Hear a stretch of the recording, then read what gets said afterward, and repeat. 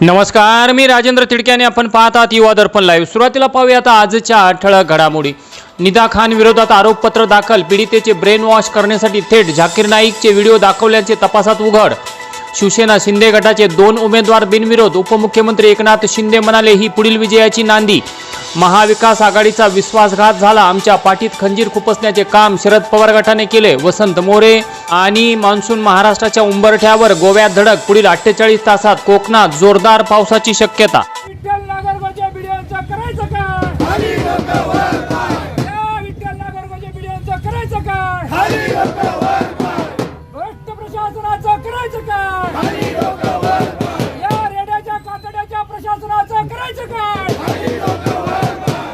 आणि आता बातमीपत्र बीड जिल्ह्याचं आणि राज्यातील इतर घडामोडींचं सविस्तर।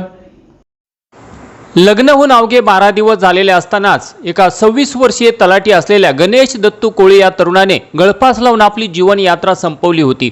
पत्नीचे पूर्व प्रेम संबंध आणि तिच्या मानसिक त्रासाला कंटाळून त्यांनी हे टोकाचे पाऊल उचलल्याचे आता समोर आले आहे। मृत गणेश कोळी हा मूळचा लातूर जिल्ह्यातील औसा तालुक्यातील नांदुर्गा येथील रहिवासी होता। अत्यंत हुशार आणि कष्टाळू असलेल्या गणेशने सन 2021 मध्ये राज्य राखीव पोलीस दलात पोलीस शिपाई म्हणून यश मिळवले होते। मात्र तिथेच न थांबता त्याने स्पर्धा परीक्षेचा अभ्यास सुरू ठेवला आणि सन 2024 मध्ये चंद्रपूर येथे तलाठी म्हणून त्याची निवड झाली।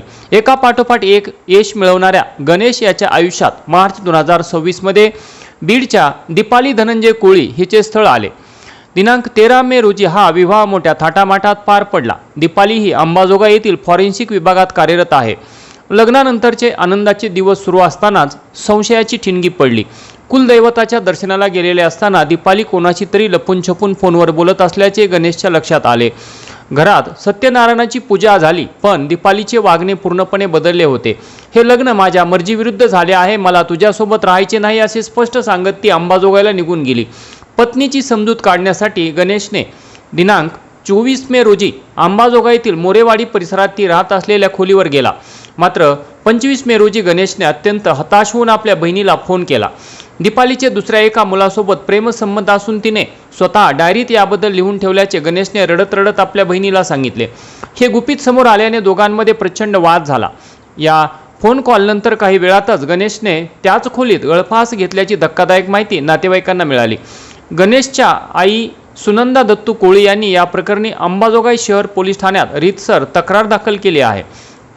दीपालीचे बाहेरील प्रेमसंबंध आणि तिच्याकडून मिळालेला मानसिक त्रास सहन न झाल्यानेच माझ्या मुलाने हे टोकाचे पाऊल उचलले असा आरोप करत आईने दिलेल्या फिर्यादीवरून दीपाली विरुद्ध गुन्हा दाखल करण्यात आला असून PSI कांगणे हे पुढील तपास करत आहेत। बीड जिल्ह्यातील नेकनूर पोलीस स्टेशन हद्दीत घडलेल्या एका अत्यंत गंभीर व संवेदनशील प्रकरणाचा अवघ्या 3 दिवसात उलगडा करण्यात पोलिसांना यश मिळाले असून विशेष म्हणजे आरोपींनी हा प्रकार अपघाती मृत्यू असल्याचा बनाव रचून खून लपवण्याचा प्रयत्न केला होता। त्यामुळे हे प्रकरण अत्यंत गुंतागुंतीचे बनले होते। मयताचा मृतदेह हा त्याच्या वाहनासह रस्त्यालगत आढळून आल्याने प्रथमदर्शनी अपघात असल्याचे चित्र निर्माण करण्यात आले होते।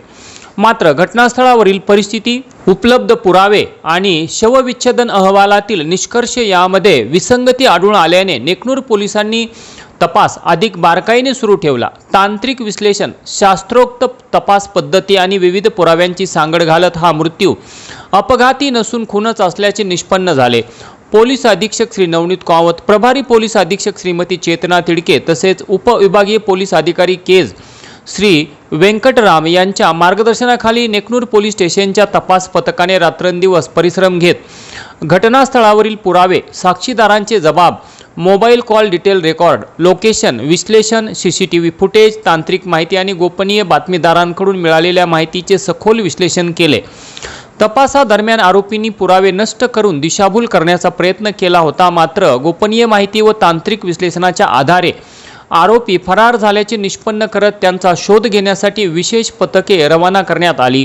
या कारवाईत Beed LCB, Taloja police station Panvel येथील API निलेश येवले व त्यांचे पथक, टेक्निकल सेलचे विकी सुरवसे तसेच इतर यंत्रणांचे मोलाचे सहकार्य लाभले। संयुक्त प्रयत्नांमुळे आरोपींना तळोजा परिसरातून ताब्यात घेण्यात यश मिळाले। कोणताही ठोस सुगावा नसताना आरोपींनी अपघाताचा बनाव रचून खून लपवण्याचा प्रयत्न केलेल्या या गंभीर गुन्ह्याचा अवघ्या 3 दिवसात उलगडा करून आरोपींना जेरबंद करण्यात आले। ही नेकनूर पोलिसांची अत्यंत उल्लेखनीय आणि कौतुकास्पद कामगिरी ठरली आहे। सदरची कामगिरी ही तपास अधिकारी आणि नेकनूर पोलीस ठाण्याचे प्रभारी अधिकारी API मंगेश साळवे यांच्या नेतृत्वाखाली ASI संजय गुंड, दत्ता बळवंत, विशाल क्षीरसागर, मनसूर शेख, गणेश परजने, बाबासाहेब साळुंके, बालाजी ढाकणे, सुधाकर जायबाये यांनी मिळून केली।